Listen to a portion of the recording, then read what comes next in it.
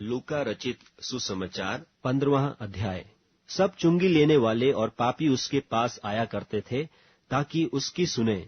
और फरीसी और शास्त्री कुड़कुड़ाकर कहने लगे कि यह तो पापियों से मिलता है और उनके साथ खाता भी है। तब उसने उनसे यह दृष्टांत कहा, तुम में से कौन है जिसकी 100 भेड़ें हों और उनमें से एक खो जाए, तो 99 को जंगल में छोड़कर उस खोई हुई को जब तक मिल न जाए खोजता न रहे? और जब मिल जाती है तब वह बड़े आनंद से उसे कांधे पर उठा लेता है और घर में आकर मित्रों और पड़ोसियों को इकट्ठे करके कहता है, मेरे साथ आनंद करो, क्योंकि मेरी खोई हुई भेड़ मिल गई है।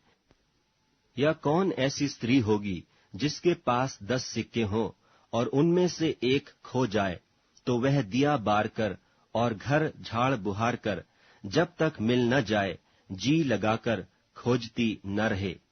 और जब मिल जाता है तो वह अपने सखियों और पड़ोसिनियों को इकट्ठी करके कहती है कि मेरे साथ आनंद करो, क्योंकि मेरा खोया हुआ सिक्का मिल गया है। मैं तुमसे कहता हूं कि इसी रीति से एक मन फिराने वाले पापी के विषय में परमेश्वर के स्वर्गदूतों के सामने आनंद होता है। फिर उसने कहा, किसी मनुष्य के 2 पुत्र थे।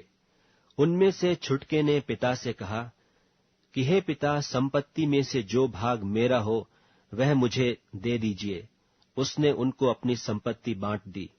और बहुत दिन न बीते थे कि छुटका पुत्र सब कुछ इकट्ठा करके एक दूर देश को चला गया और वहां कुकर्म में अपनी संपत्ति उड़ा दी।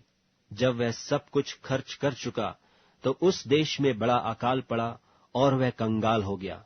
और वह उस देश के निवासियों में से एक के यहां जा पड़ा। उसने उसे अपने खेतों में सुअर चराने के लिए भेजा, और वह चाहता था कि उन फलियों से जिन्हें सुअर खाते थे अपना पेट भरे, और उसे कोई कुछ नहीं देता था। जब वह अपने आपे में आया तब कहने लगा कि मेरे पिता के कितने ही मजदूरों को भोजन से अधिक रोटी मिलती है, और मैं यहाँ भूखा मर रहा हूं। मैं अब उठकर अपने पिता के पास जाऊंगा और उससे कहूंगा कि पिताजी, मैंने स्वर्ग के विरोध में और तेरी दृष्टि में पाप किया है। अब इस योग्य नहीं रहा कि तेरा पुत्र कहलाऊं। मुझे अपने एक मजदूर की नाई रख ले। तब वह उठकर अपने पिता के पास चला।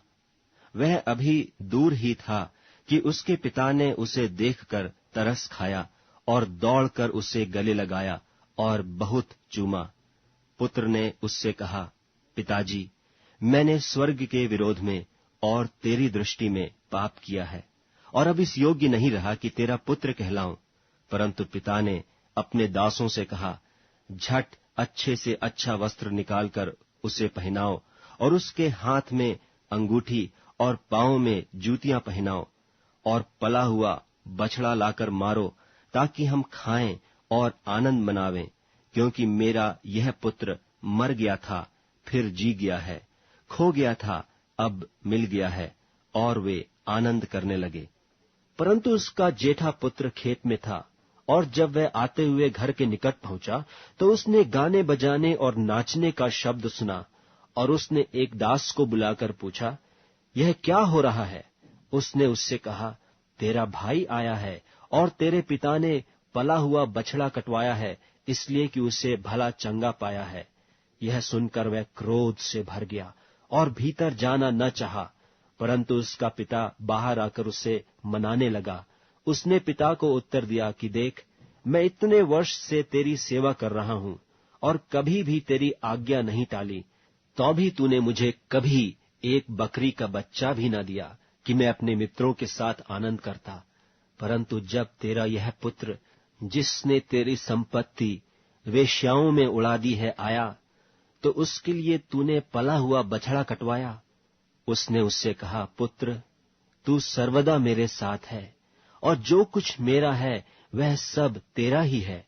परंतु अब आनंद करना और मगन होना चाहिए, क्योंकि यह तेरा भाई मर गया था, फिर जी गया है, खो गया था, अब मिल गया है।